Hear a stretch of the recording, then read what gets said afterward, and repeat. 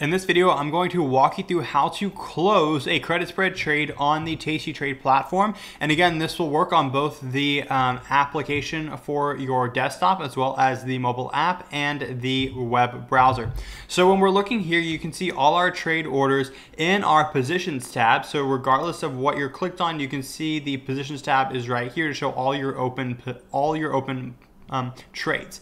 Once we have your open trades here, then you can click in and start to experience more things. If you're seeing all these shown like this, simply go into here and group by the order chains to see all your vertical credit spread trades.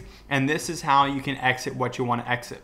So let's say right here I have this vertical credit spread trade that I entered for 28 cents and it's currently trading at 7 cents. That's a $420 profit with 20 spread contracts. So with that, let's say I want to close this trade. I can simply click on the vertical or simply just click on each one individually. And then from there, all I have to do is simply click my control button on if I'm on my Mac computer, but if you're on a Windows computer, just simply right click and you can open up this little section right here. This section will allow us to close our position and we can close a full position. Just like that, we're taken to this tab where we set up on our trade the exact opposite of what we're doing.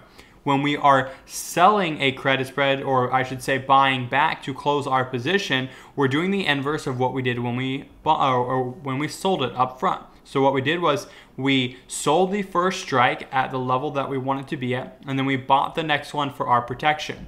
So now this time we're going to buy this one and then sell that one. So we can see right here, we are buying the 396 on this bottom order, and we are selling the 394 to close out that position.